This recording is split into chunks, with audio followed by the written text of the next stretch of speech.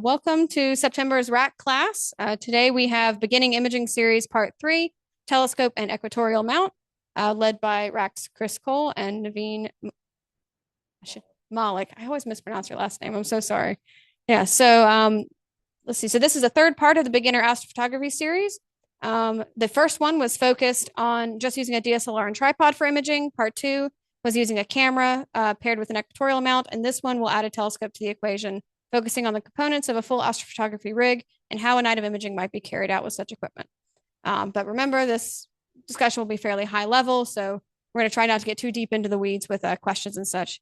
But we do have very active channels on Discord if you want to get into some more complicated discussions. So for our speakers, Chris has been with the club since 2007, starting out as a visual observer.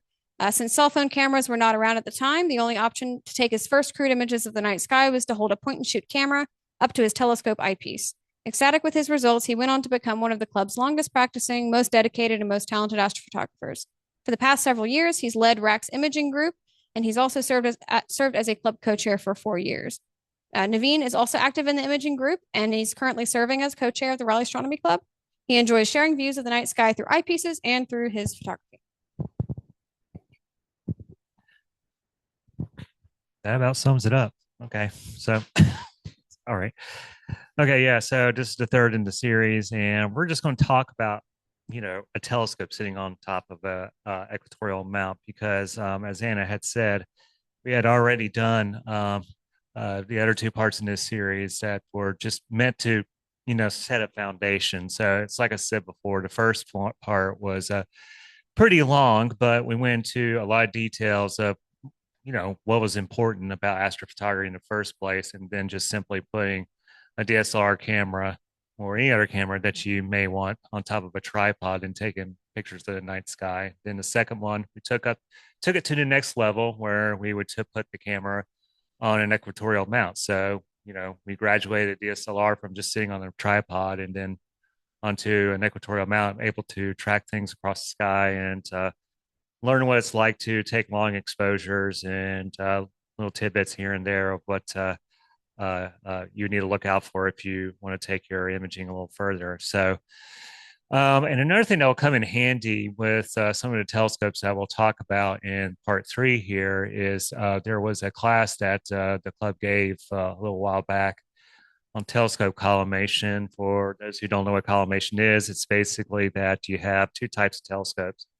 Ones that use just glass lenses, and other ones that use mirrors, and others that use glass lenses and mirrors. Well, the mirrors usually are always reflecting off of one another, so you have to align them, and aligning your mirrors so that they're nice and square with the light that they're collecting from the night sky. That's called collimation. So that's what that is. But so part 3, we're going to be talking about, taking it up, picking up where part 2 left off. We're now taking the camera by itself and putting it onto a telescope. So, and using equatorial tracking. So, anyway, so 2 components to the whole workshop here.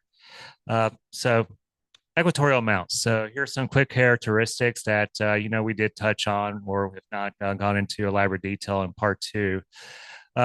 Equatorial mounts, they have a right ascension axis of rotation or of rotation for finding objects in the night sky. And then also because you can't just go in one axis, you have to go 2 axes to find everything in the night sky. It has a declination one that sits on the top there.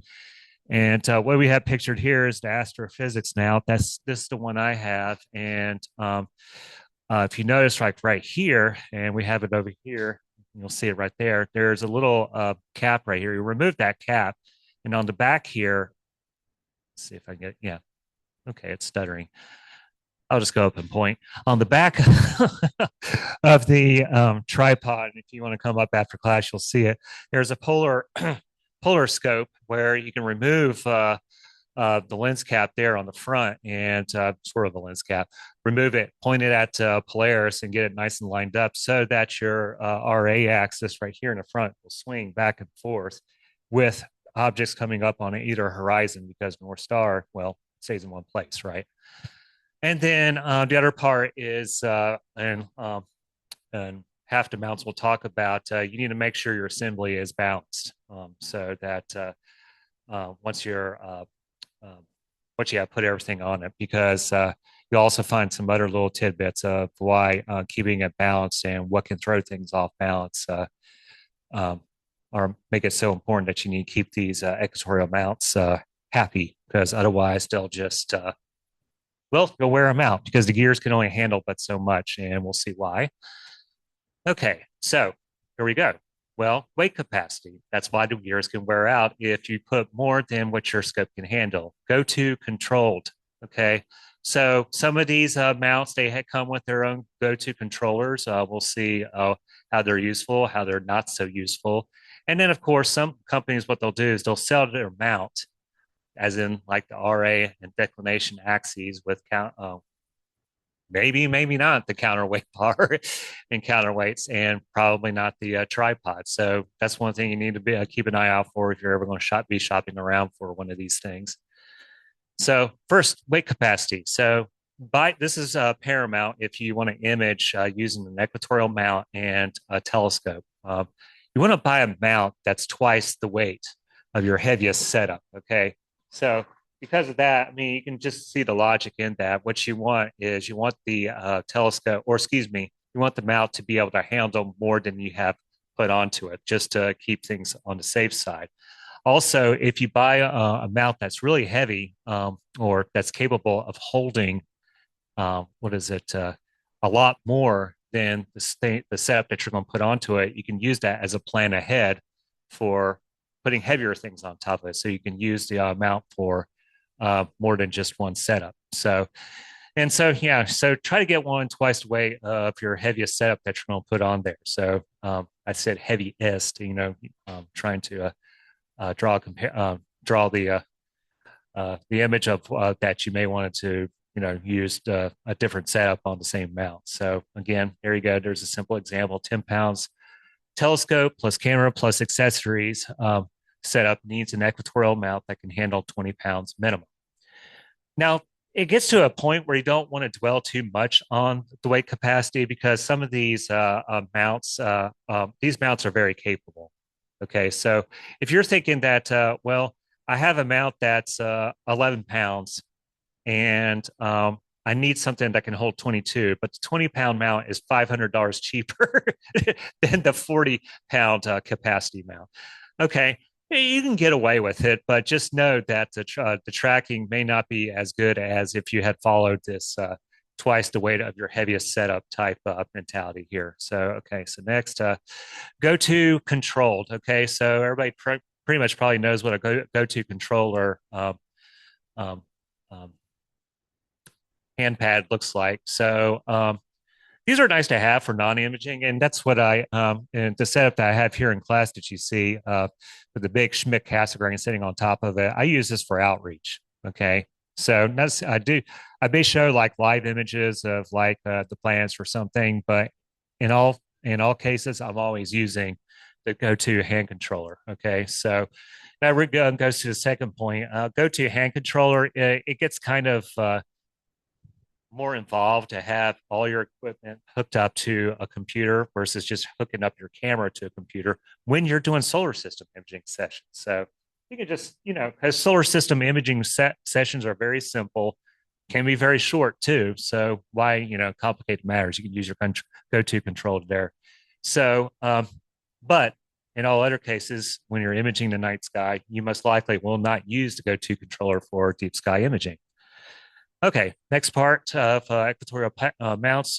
Well, just like I said, some do not come with tripods and counterweights. In fact, Astrophysics, they make really good mounts, but when you go in there to buy a mount, they put a little list down below the description of the mount that you're getting. Oh, and these are the things that you'll need to buy in addition to the mount that you just purchased if you don't have them already.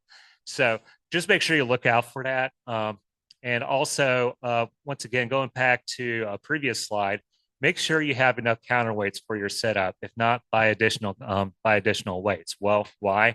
Well, if you have your setup that you want to use your equatorial mount on, but you have a a mount that can handle a lot of weight, more so than the initial setup that you're putting on top of it. Keep in mind down the road that if you're going to put a heavier setup on it, obviously you're going to need more counterweights. Okay.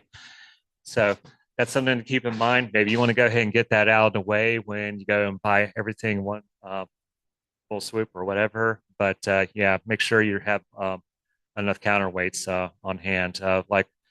Something that can happen is that even though they're pretty much the same manufactured specs, this Skywatcher, the middle tripod and mount over here, the counterweights there will work on an Orion EQG Atlas mount. And I don't even know if those are manufactured anymore. So, because I think Orion went bankrupt. Maybe I'm wrong, but yeah. And, but, if you had enough counterweights, that's good. If not, well, you can't get any more because they don't make the Atlas. But in that example right there, the Skywatcher counterweights still work on an Atlas mount. But, things like this happen down the road. So keep in mind, of all the other additional things you may want to get down the road when you initially buy your mount. Okay.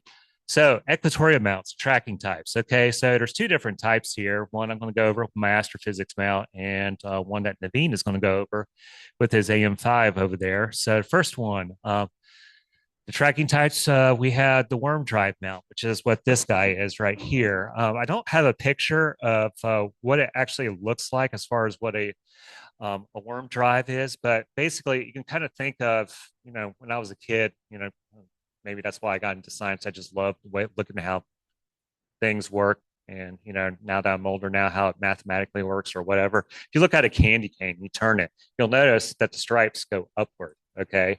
So if you can imagine the stripes on a candy cane being grooves, well, if you lay it down and you put your finger on it, it'll move across the worm, move across those grooves. That's what a worm gear is. So in this case, there's a worm gear in here, and it's moving the gear teeth that turn the declination gear that's in here. And same thing here, you have a worm gear in here, and it's moving the teeth of the gear that's in the RA axis. Okay, so that's how it works. And, everybody's pretty much probably seen one of these in action, swings back and forth like that. Well, as it's swinging back and forth like that, the teeth of the gear that's inside here, it's not perfectly balanced, that's bad, are being turned by that candy cane shaped worm gear that's in these boxes right here. So that's how that works. It's a nice smooth, it can be nice and smooth, or it can be out of whack. But when that happens, a lot of companies, they'll, or even forums that you look for online, they can show you how to tune them to get them back to tip top shape. But that's how a worm gear mount works. Now, again, like all mounts, like all worm gear, well, most Equatorial mounts, keeping it balanced is very paramount, because you don't want that worm gear working against whatever force, whether it be a too heavy of a payload on top, or your counterweight's not being positioned correctly, because it'll just strain the gears very badly. And so this one right here, third point right there, USB or Wi-Fi. Okay. So this one I actually run off USB, so I can connect it to a computer. But if I wanted to transition it a little bit as far as like how I connect it, I'll connect it by USB to either a laptop computer or a mini computer, and connect it to my Wi-Fi hotspot on my phone, or a Wi-Fi network that's like right in my house, just a few feet away, and I can control it like that. Okay. So also, if you guys saw me, the next point, you saw me assembling this. These things can be pretty darn heavy. Okay. So this one, for example, can hold about 70 to 80 pounds worth of payload on top. So obviously it's going to have to be heavy to handle something like that. Okay. Now, if you want to go a little bit heavier, you can use, little, like I said, you can have some wiggle room with the weight capacity of the mount. You can go a little heavier, and if you're going to do like visual work, that's okay. All right. But tracking accuracy is, this is a point he made. He drew up this slide. I blame him. So tracking accuracy is generally okay. That's true. Now, if depending on the focal length, if you're using a long focal length, uh, that's something that you're going to have to take in consideration as far as when you're taking pictures of the night sky, and we'll get to why that's important. But with a short focal length, whether it be like with a camera lens, although I've never just used this big hulking thing for a camera lens alone, but for just your average refractor, this thing right here, I can probably take long exposures for like 2 minutes before I start to see a little bit of imperfections in the mechanics of the mount. Because after all, these are all made by the hand of man. They're not going to be perfect, right? So engineers are cool, but again, they're human, right? So, but anyway, so yeah, that's one thing to keep in mind that the way these things track, they're not going to be perfect.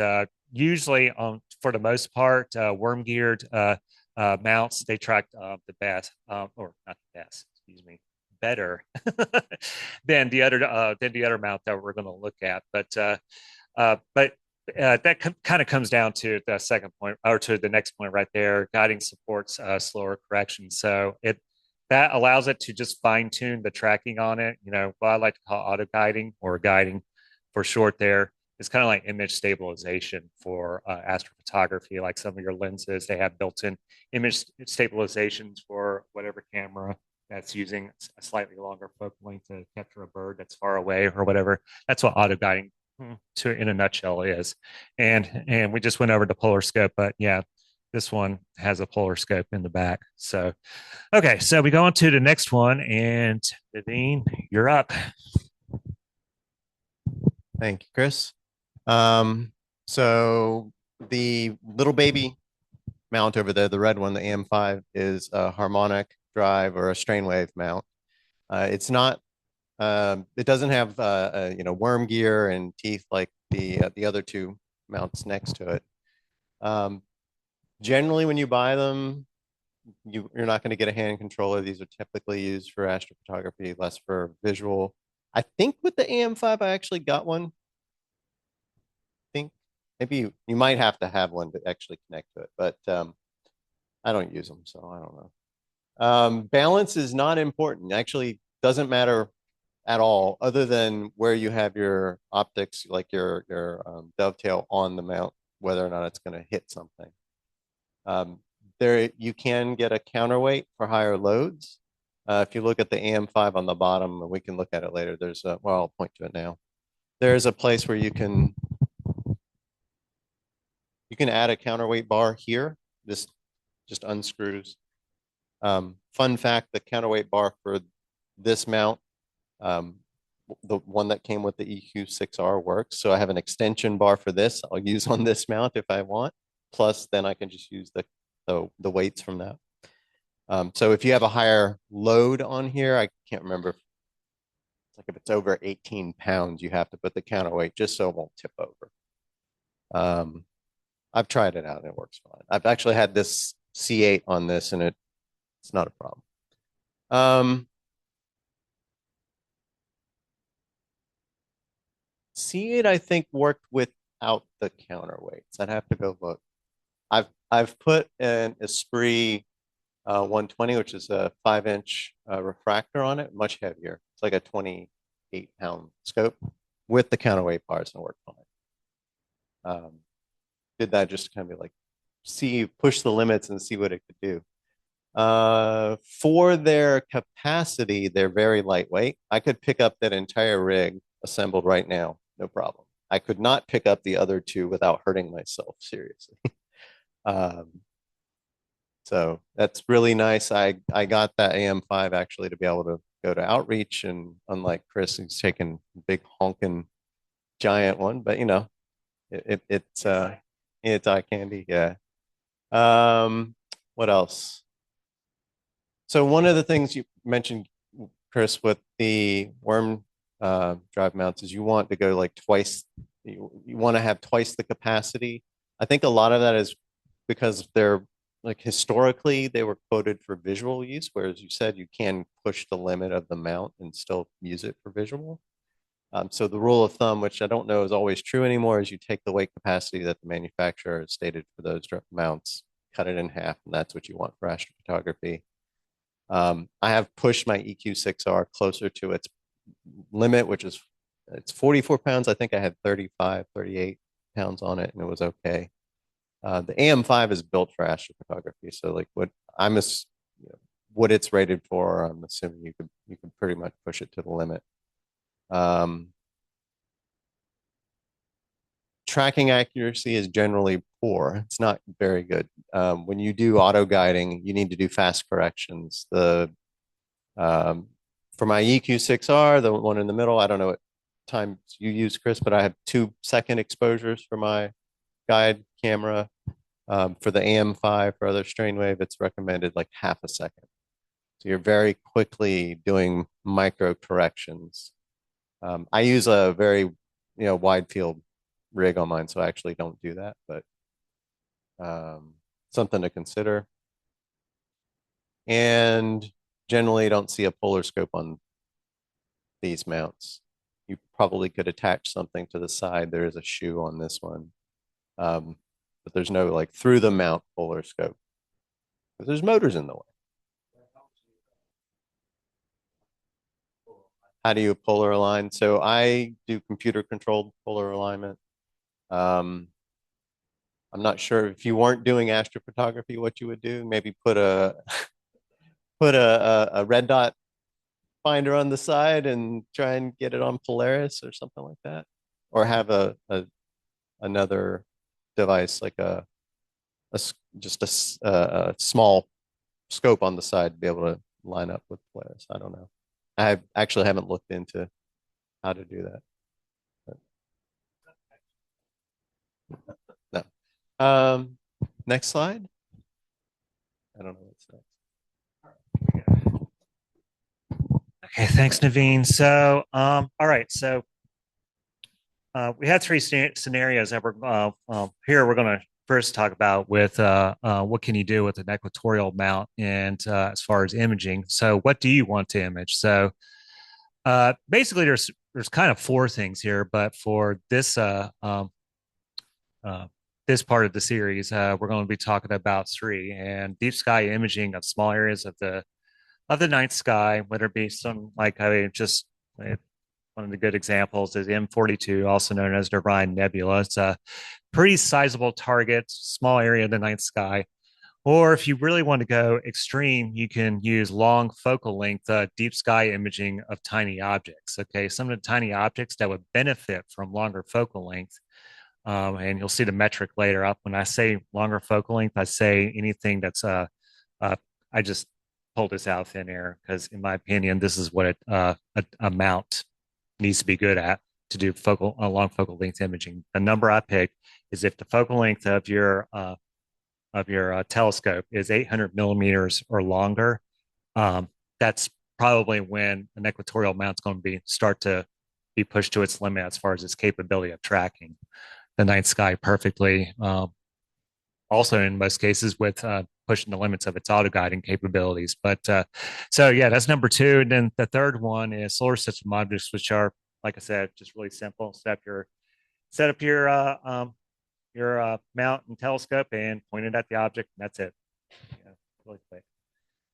Okay, so the first scenario: deep sky imaging of small areas of the sky. So there you go. There's the stats that I put. So from 200 to 800 millimeters. This is probably the most popular type of imaging with an equatorial mount and a telescope. There's like niches. There's like those.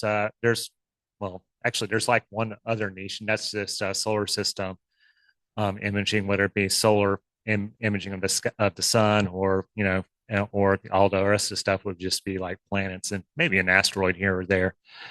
But anyway, yeah, taking images of small areas of the night sky, that's probably the most popular type of telescope imaging with an equatorial mount and telescope. Of course, and once again, we're not going to get into much details about all the other necessities that you need to have on your imaging setup, but you will require additional accessories beyond the camera. And probably the best example of this that a lot of people know about is auto guiding. Again, that's the image stabilization aspect of astrophotography. And obviously these objects are faint, so you're going to require longer exposure. So you're tracking with your equatorial mount has to be good. So let's see. Here's our first example, and this is Naveen's. So let him say something about it. All right. So this one, what did I take this with? I think this was with the Esprit 120. So I was on the EQ6R Pro over there. The Esprit is about, I think it's 814 millimeter focal length. So it's on the upper range of what you're noting there. It's also heavy. But you know, the mount had no problem with the tracking. I use, of course, auto guiding. I like an off-axis guider. Exposure times for the guiding of about 2 seconds. This is in narrowband, so I believe I was doing, it's either 5 or probably 10-minute exposures with that telescope. So it has to be good for 10 minutes, or I have to throw away 10 minutes of data if something goes bad. So, which is very sad. The shorter you can go with your exposures, the better, depending on your target. Anything else I should cover, Chris?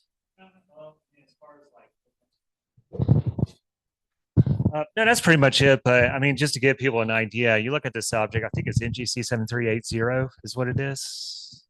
I think it's called the Wizard Nebula. Yeah. Okay.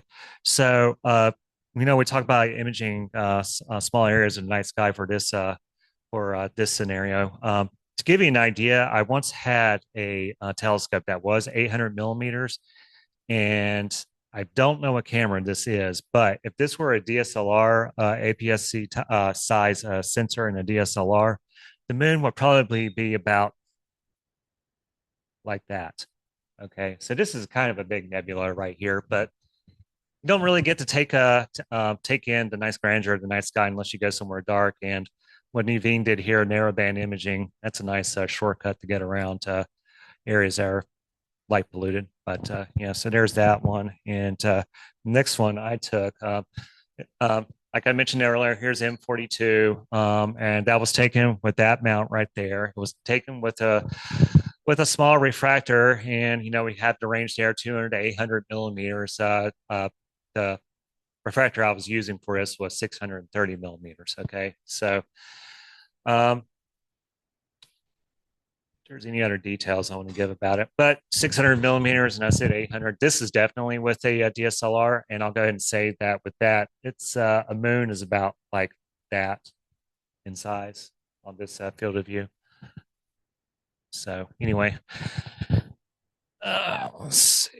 Okay, so next, scenario number 2, long focal length deep sky imaging, small objects. So yeah, greater than 800 millimeters. This is probably the most difficult and expensive type of long exposure imaging. When I say expensive, as in your tracking has to be very good, which means your mount has got to be very good. The longer your focal length, the more trickier it is going to be to image that tiny object or that tiny area of the night sky. So again, requires additional accessories beyond the camera, auto guiding, and this telescopes for this kind of imaging can be heavy.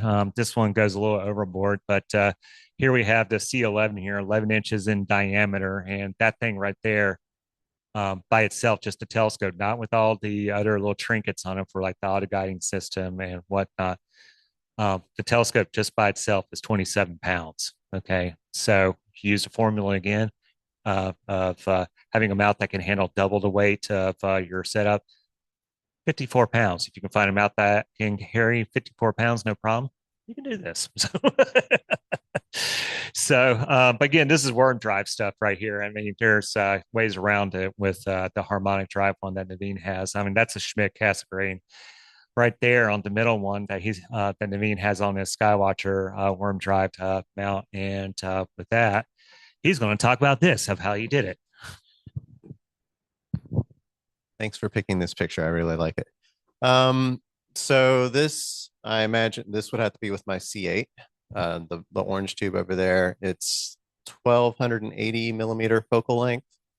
Was this on the AM5? Oh, okay. Okay. I think it was probably I have used the C8 on the AM5, but I don't typically anymore. I didn't see any noticeable difference in the ability of that mount versus the EQ6. So this was probably with the EQ6R Pro. One of the things I do though, I want to just I don't have a nice fancy mount like Chris's here, so mine's got a lot more jankier gear meshing. So if you think about it, you have a gear in the worm. The gear is not perfectly spherical. So you can have binding as it moves through the full rotation. So, it might be fine in this position, but if over here, it might start to bind as it's tracking through the night. So one thing I've done is to try and compensate is to have it always heavy in one direction a little bit. And what I did is I took some plumbing parts and some sand from my backyard and made this. And there's a gear, a pulley right here just to keep it off the mount. And it runs around. So basically the idea is if I let go of it, it's always pulling in that one direction. No matter where the mount is in the sky, it's always pulling in that one direction. So that helps with the longer focal length of just having less thing go wrong with the guiding and the tracking. Okay, yeah. Trying to think if there's any other things. I use an off-axis guider. So my guide camera is also at the same focal length of my telescope. Good and bad. It's good in that I don't have any, one of the problems you can have with like this setup has a separate guide camera on top with the main optics, which is a camera lens below. What can happen is I don't have problems with this setup, but something a little bit heavier, you get a differential flexure. So because of the way things lean, they pull apart or come together. So you have the guiding telling the mount to stay in one spot while your main optics are drifting relative. So off-axis guider takes care of that. With very long focal length, though, beyond like what I have here, you have problems of not being able to pick up stars if you use an off-axis guider at those long focal lengths. So there's trade-offs. I haven't hit that problem except for on one target, M13. I was trying to image it, and it's like, nope, I can't see. I couldn't see any stars in the off-axis guider at all. So I'm like, well, I'll do something else tonight. Yeah. Okay, next. Yeah. Yeah, no, that you only get one. Sorry. Okay. But yeah, he brings up a good point there as far as like counterweights and keeping them balanced. I sort of do what he did with his I guess it's kind of elaborate way of bias. It's called biasing, or at least that's what I've been told. It's called biasing the mount so that it's heavier on one side. Now, one way that you can do that with what you already have, but you have to switch it if you swing past what's called the meridian of the night sky. So if this is the meridian and you're tracking something over there, and then going down to the, if I'm going up, let me make this more accurate. Okay, yeah. You're tracking something there, okay, rising in the east and moving towards the west. So here I am about to turn a backflip here, right? Okay. Once it gets past the midpoint here in the night sky, it's got to do what's termed the meridian flip. So when you're biasing it, you want to bias you can bias it with the counterweights by putting them down so that they're a tad heavier. But keep in mind that when you do a meridian flip, because you biased it for this side, okay, you have to bias it for that side when you swing over and start looking over here, okay? Which means that you need to make the counterweight bar lighter. So you have to shift the counterweight bar up. Whereas what he got rigged up there, that gets around it. You don't have to do that. Yeah. So you could do it with the counterweights, but I never would have thought of that. Nice going, Naveen. So yeah, very good. Okay, scenario number 3. I do this a lot Unfortunately, the results aren't always that great because it's solar system imaging is very heavily dependent upon on sky conditions, not necessarily dark or whatever. Darkness is never a problem for most solar system imaging. And so these objects are really tiny. They're planets, right? So they're very tiny. And for me, in my experience, 300 millimeters or longer will give you, decent results. Okay. So for me, do I? Oh, I said 300. Okay. Yeah. My fault. 3,000. Yeah. 3,000 millimeters or longer. So for me, I think the smallest I have ever imaged a solar system object was, let's see, 3,600 millimeters. And that was with a telescope I don't have anymore. It was a Maxitov Cassegrain.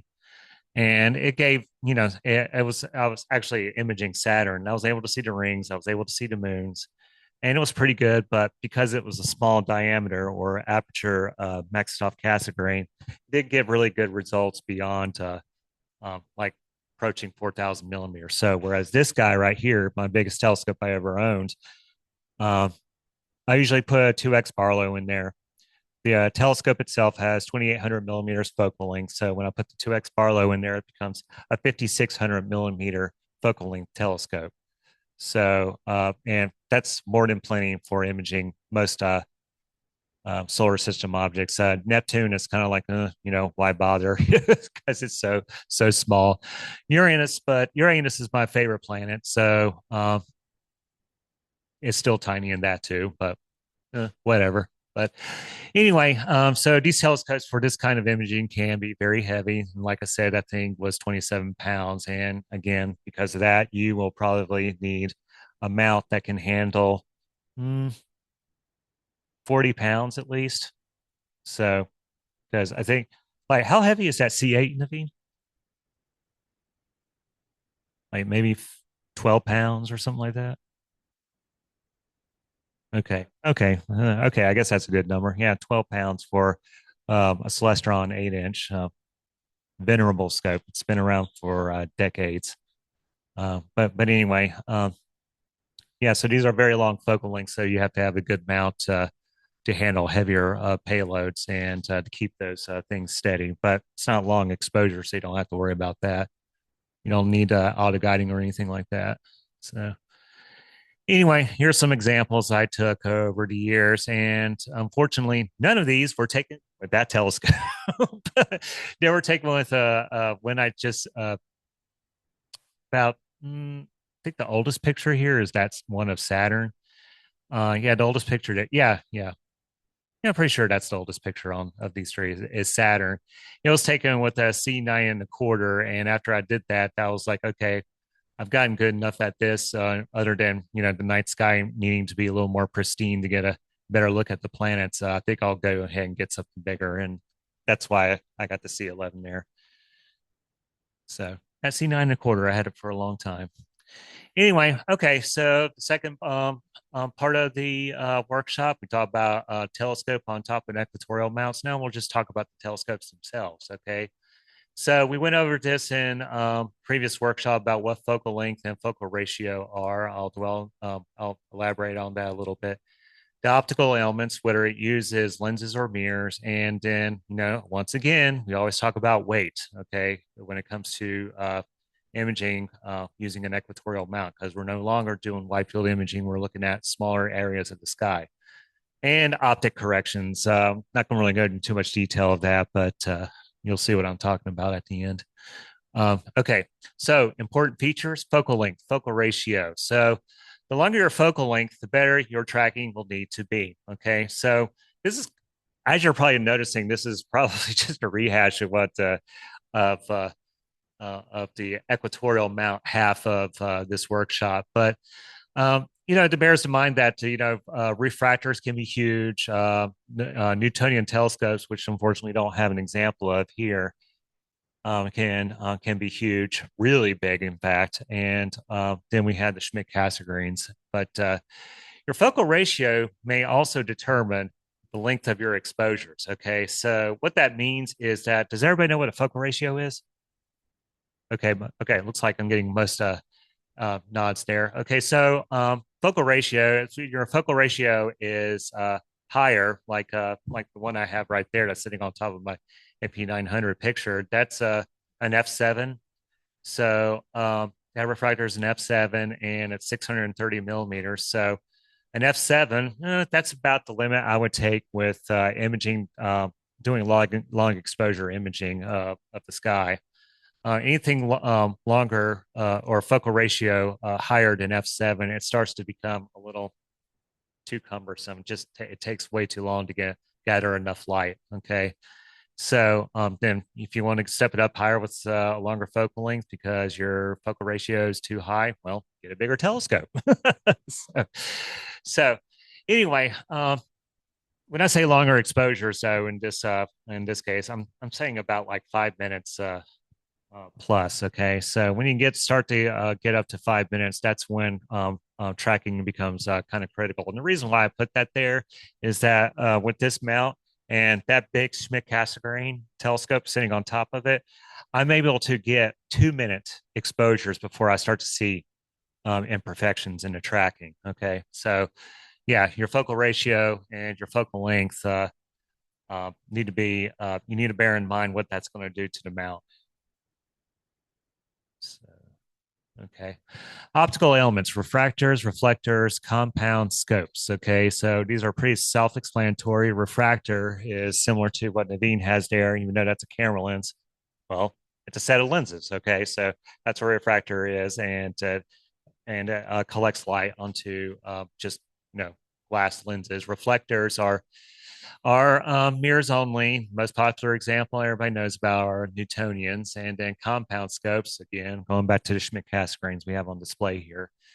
So optical elements for refractors, well, they use lenses to concentrate the light. APO, what we call APO refractor telescopes, they have or most popular type, have 3 lens elements in the front. The more elements you have in your on your refractor, the more corrected the field of view will be. When I say corrected, there won't be any chromatic aberrations. Everybody's seen chromatic aberrations like through glass or in pictures where there's a little bit of color fringe, like a red and green color fringe off to the side. Well, the more lens elements you have, pretty much gets rid of that. And some of the other aberrations that you'll see what is it, not coma, what's the other one I'm trying to think of? Spherical aberrations. It's basically what I'm talking about is when you look at the very extreme edges of your images that you'll see the little, like, they almost look like a spaceship going through hyperspace on Star Wars or warp speed on Star Trek, whatever. But triplet lenses are probably the most popular. Okay. And because there's nothing in front of it, like a Schmidt-Cassegrain or a Newtonian, a mirror that's in front of it, they give the best contrast. Okay. These lenses are very hard to make, which is why they are the most expensive per inch of aperture. Okay. So here's a refractor image done by Naveen. Take it over. All right. Trying to remember what I did with this guy. So this must have been, it says the Zenith star. Okay. So, so focal length 430 millimeters. This was taken was this with monochrome? Had to have been. Well, could have been. Yeah. So sorry, I'm trying to find. Oh, it is. Okay. So this is with a one-shot color. Yeah. So it might have been. I think it might have been. So with an L extreme filter. Yeah, so this telescope actually was a doublet, so it had 2 elements. So it had some chromatic aberration. I figured out ways to combat that in processing. Basically, you can process each of the color channels separately to try and reduce issues. You can do stuff with blurring it before you combine luminance channels. And I think I had a short bit in a imaging meeting a while back covering different ways that I've done it. So, anything else? You want? Yeah. Okay, and here's one that I took. That was with that setup right there. And what that is, that's one of the Comet Lovejoy images. I want to say that came through, that came past us in 2015. I don't know if it's a periodic comet or whatever the other term is for the other one, where it just comes by once and then it gets flung out into space afterwards. But yeah, that was with that setup that you just saw. The telescope that I used for that, it's called the Stellarvue SVR90T. The T stands for triplet, so it is a triplet lens element. And yeah, it was a lovely sight to see. Wish I would have had a shorter focal length because that tail was really, really long. But anyway, okay, so those are refractors. Okay, reflectors. Well, how do they work? Well, they concentrate light on using concentrate light using mirrors. So they're pretty cheap. And as I said earlier, I think before we started the meeting, there's some members in the club. They've made their own Newtonians, so you can make them yourself. Apparently, they're really easy. And if you actually want to do it as a fun project and you need a place to start, well, you can ask around the Raleigh Astronomy Club. There's probably someone around here that's made one before, and they can get you started. But they can get pretty heavy, and I didn't put it here. They can also get pretty long. Again, that's dependent on your focal ratio. So if you have an 8-inch f6 Newtonian, that's going to be whatever 200 millimeters is times 6. So that's yeah, that's already what a meter and some change, in length. Yeah, you mount. Yeah, there you go.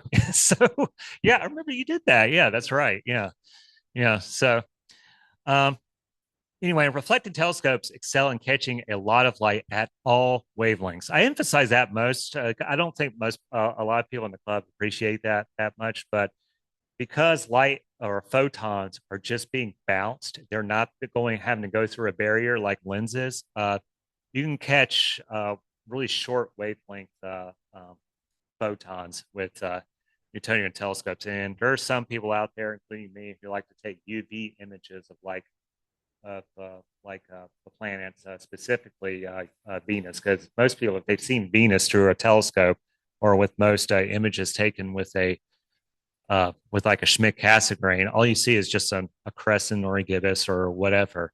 Well, if you get a Newtonian, I recommend doing UV imaging with it because you'll start to see cloud details on images of Venus. It's pretty cool. But like all the telescopes that use mirror elements, they have to be collimated. That is, overlaid on top of each other, which we hinted to that we had a class on that earlier that you saw on the first slide of a YouTube video that we posted. So we won't go into what collimation is. Just watch that. So, so okay, Naveen, you're up. So this was on the EQ6R Pro with 150 PDS. So it's a 6-inch imaging Newtonian.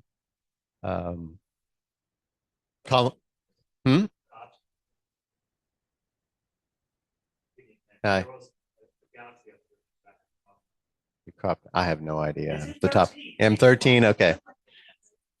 Yeah. Right. Yeah. I don't remember all my images, man.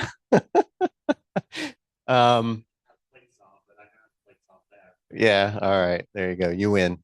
Okay. Yeah. Collimation is really important for these. So spend the time to get it right. That's all I can say. Otherwise, you end up with weird, star shapes and the diffraction spikes on your stars because of the veins will be slightly offset. You'll get some weird artifacts. No, not the pretty. So, I mean, if you get it bad enough, it might be interesting. Add some extra veins to make it pop. All right. Yeah, there's some people I've seen do that. They'll just put strings in front of their refractors to make those diffraction spikes on their shiny stars there. But yeah, I ought to do that if I'm bored one day. So which I tend to get a lot. Next time I'm bored, I was like, oh yeah, I said I was going to do that. Anyway, okay. compound scopes. Okay, these are really popular because, well, they can pack a lot of focal length in a very small package. But as we had said earlier, first off, of course, how they work, they concentrate light using mirrors and lenses. They can get pretty heavy. Okay, and I think okay, so the one I have there was 27 pounds. The next size up that Celestron has in their line is the C14 14 incher, and I believe that comes close to about 40 pounds. So if you were to go, follow the rule to a T, 40 pounds, I couldn't really do long exposure imaging with a 40-pound telescope on top of a mount that can handle 70 pounds. So it would be pushing the limit there a little bit. But most people, I've never seen them really use the C14 inch 14-inch Celestron Schmidt-Cassegrain doing deep sky stuff. If they did, they have a really huge mount. Most likely, it's in an observatory. It's not something you would really break down a lot unless you are willing to handle that much work. That for me is kind of pushing it, but hey, it handles everything I could ever need. I don't plan on getting a telescope set up that's 40 pounds, so it does everything I need. But anyway, yeah, where it shines most is like you have seen, it excels in solar system imaging. And just like the Newtonians, because it has mirrors, it needs to be collimated frequently. So right here, this is probably like my biggest accomplishment with the Schmidt-Cassegrain. This is I think it's like a 3-hour time lapse of the planet Jupiter, where I think I was imaging once every 2 minutes or something like that. And so you saw the shadow there, and that little speck off to the side there, that's Moon Europa. And just a quick factoid about astronomy in general. If I do this with everybody, but if you were to stand in that shadow, let's do it again. If you were to stand in that shadow, what would you see? You would see an eclipse of solar eclipse of Europa. So that's what it is. It's the equivalent of a solar eclipse on Earth, is what the shadow of the moon is on a planet. So, anyways, that happens quite a bit with Jupiter, and you can see those shadows visually through a telescope if conditions are good. So, but anyway, so those are the kinds of telescopes that you can put on there. And what's important about those telescopes? Well, weight. Once again, remember the weight of your scope and accessories must be half the weight capacity of your mount. Be aware of how far away your imaging setup is from RA axis of rotation. So that was something I was going to get back to later, but if you actually here, I'll just use my pointer here. So you see my pointer on this picture right here, or let's see, where's my pointer? Okay, so here's the scope. Here's the guide scope on top. Now imagine this being the Schmidt-Cassegrain. Okay, big Schmidt-Cassegrain. It'd probably be from here all the way down to here. And if I were to mount the guide scope on it, it would probably be way, come on, yeah, way, way up there. Okay, so as you can imagine, you start to think of the physics of what's going on there. You're going to need either more counterweights, or you're going to have to adjust your counterweights. Why? Because your seesaw has gotten kind of longer. Okay, so balancing it is going to be more important than ever when you start to make your setup taller. Okay, or your payload that you're putting on your mount taller. So some people, they'll get around this, and like Naveen just showed you, he doesn't use a guide scope sitting on top. He uses an off-axis guider. Another way that you can do it that I've done with this one is you can put the guide scope actually on this little bit of a dovetail that's showing right here, right up under it, so it's closer to the axis rotation where you don't have to worry about that as much. I've done that and it works. It's kind of cramped there, so it's not the best, but it works. So anyway, so there's that. And so, oops. Let's see. Okay. Optical corrections. Okay. This is one thing I didn't really want to get into too much, but I'm sure that some people have it on their mind. And like I said earlier, we talked about chromatic aberration, but the other aberrations we talked about are spherical aberrations and coma, whatever. Coma is especially a big problem with Newtonian telescopes. That's one of the downsides of a Newtonian telescope. They just, like I said, they just look like the stars are, you know, long, oblong looking um, light. So I can't call them points of light because they're not just pinpoint lights anymore. So, but anyway, yeah. So you can use field flatteners to fix that, where all the stars all the way out to the edge are, now in line with the flat center in front. Because with it, when it comes to when you look through a telescope, a Newtonian telescope, and we'll use that as the example here, you'll see those. You'll see how they're stretch elongated a little bit. However, if you put a camera in its place, you take the eyepiece out and you put a camera in there to take an image of what you just looked at, you'll notice that there it's a lot worse. And the reason why that is that the eyepiece and your eyeball, they're curved. Okay, so the camera sensor equivalent in your eyeball is your retina, and it works very similar to the way a camera sensor works. But because your retina is curved, you don't see that as much. Well, we don't have curved sensors in our cameras. They're flat, so it's that's why you'll see the slanty stars at the edge so much easier. But field flatteners will fix that. And also, you can have focal reducers that also serve as flatteners if you want to, like, take images of larger areas of the night sky. So, after the meeting, if you're curious, I have two reducers up here. This is a reducer flattener, and you can kind of see it there in the picture right here. That's that one right there. It's one that's made by Teleview. I don't know if they make it anymore, but it works really well with that refractor I have right there. And this one right here, this is your run-of-the-mill uh, 0.63 reducer that you would have for a Schmidt Cassegrain. I think Naveen's got one mounted on his, so you can look at his in the operative sense over there on his. But anyway,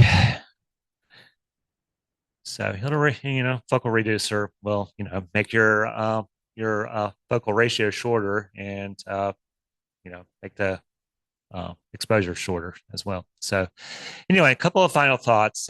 When deciding on a mount, consider how many imaging setups you plan to have, and can one mount hold them all. So that's the main reason why I got that one right there. I'll go ahead and say Astrophysics is a very expensive brand, but then I saw that, and in like a lot of hobbies, if there's like one component in that hobby that's makes things very expensive, and you give the hobby a try and you can see yourself doing it for a long time, then just go ahead and get get the most expensive thing you can find that's not for lack of a better word, astronomical. Okay.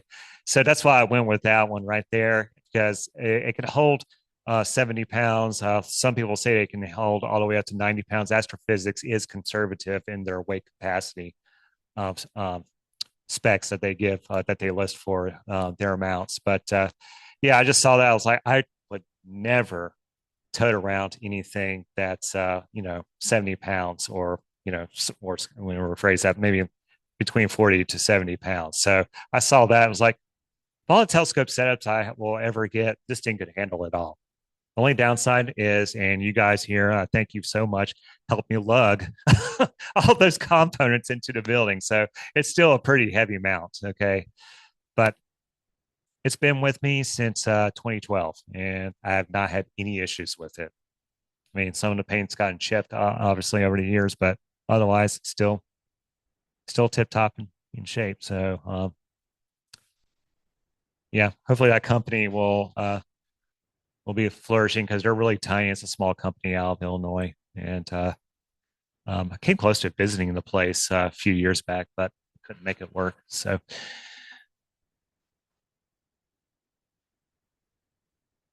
yeah, so the best telescope is the one that you will always use. Okay, so make sure that when you're buying, your telescopes,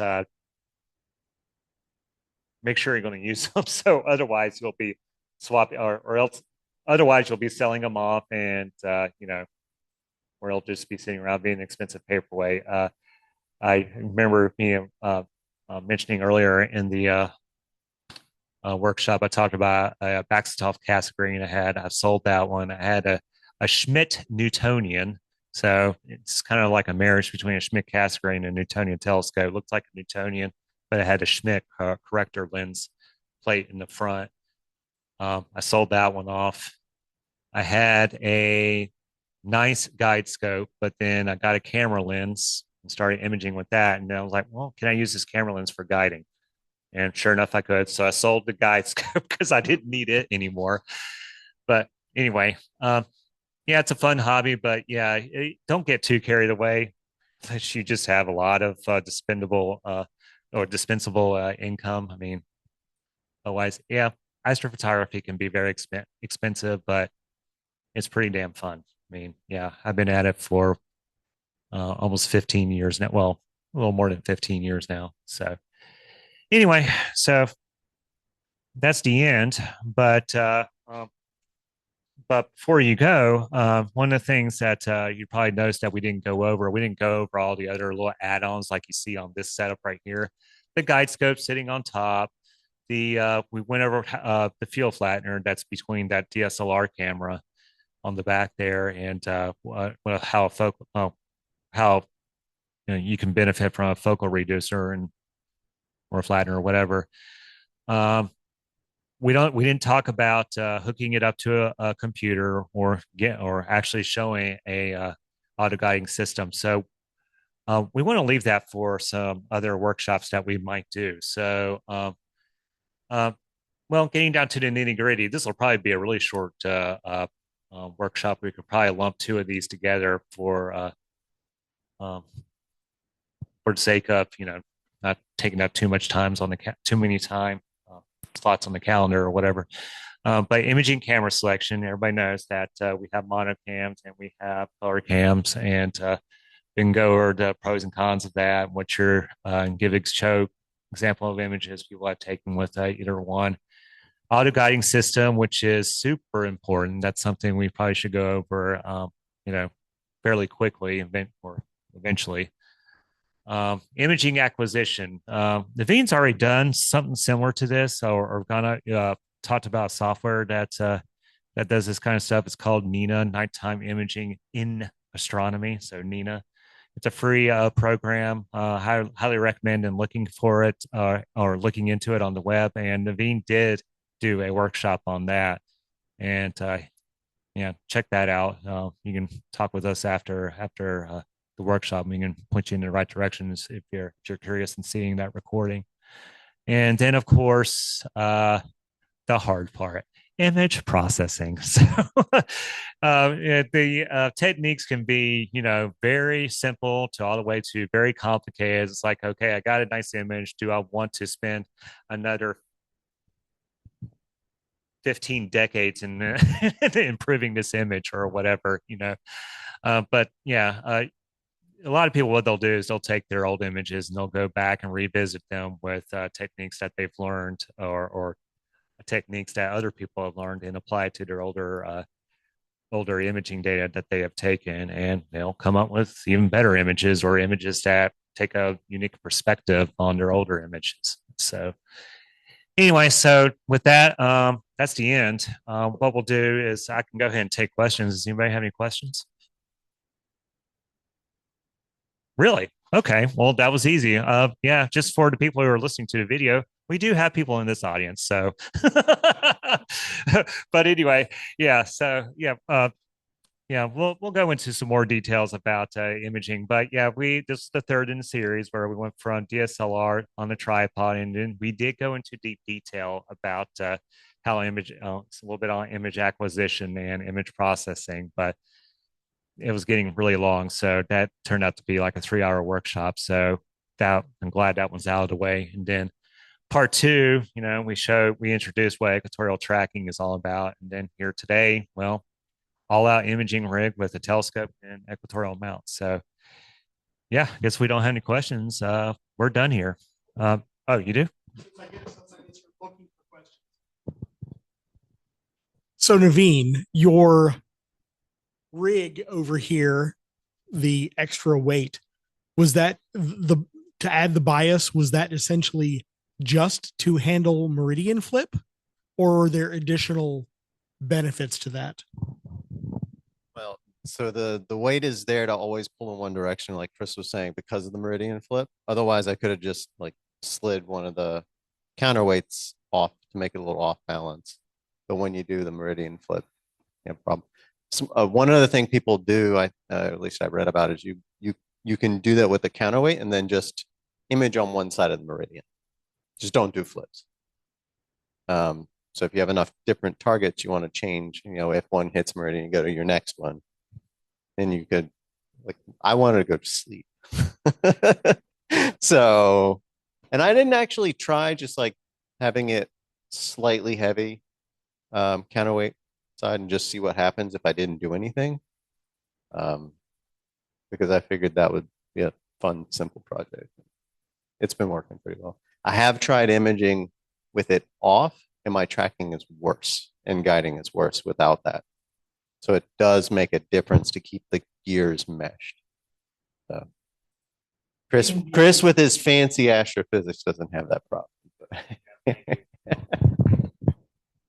Yes, very fancy. Yeah, made me broke for a little while, but I've caught back up. So, first off, be honest with me. Let me make sure. Does everybody know what a meridian flip is?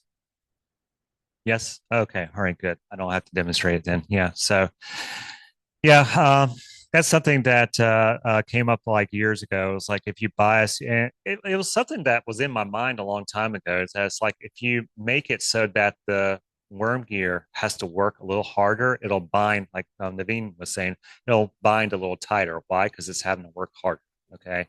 So if you are extremely off balance, the worm will actually grind against the teeth, and you don't want that. It'll screw it up. Now, another thing that we didn't really go over in that much detail and that we could have, where I don't think harmonic drive mounts do this. Do they do periodic error corrections? Or can you do periodic error correction on? Okay. Does anybody know what or does everybody know what periodic error correction is? No. Okay. So with the way it works with like I don't have any experience with a harmonic. The way it works with worm telescopes, what it is that they only do this for RA because your declination axis is always holding still during the tracking, right? So for the RA axis, what you'll notice is that once again, there's imperfections in it because again, it's made by the hand of man and nothing we do is perfect, right? So there may be areas where the teeth are like microns or partial microns, bigger, smaller. Maybe there's a section of the worm that's a little narrower or a little wider or whatever. And you'll get to a point where you may see that a section of the worm gear is a little off. Okay. And so, what periodic error correction is that you can get software that will allow you to train the worm gear. Okay. In other words, you can like look at a star, through an eyepiece, or you can have it hooked up to your camera and try to keep it in a reticle crosshairs. Okay. So, as the worm gear does one full rotation, okay, you'll know if the star starts to get off just a little bit or whatever, you can tell the computer, okay, there's something going on, fix it, okay? And it'll go back into the mount, the computer that's hooked up to the mount, and it'll say, hey, this area of the worm, it's not quite right, so compensate, fix it. And that's what periodic error correction is. So a lot of people, they'll do that religiously, like maybe once every few months or something. In all honesty, I've only done it once with this. And again, I got it back in 2012. And I think, yeah, somewhere in the teens, the 20 teens is when I last did, was the last time I did, and the only time I did it. So that's what periodic error correction is. It's kind of hard to explain, but hopefully you got the gist of it. So, anyway, any other questions?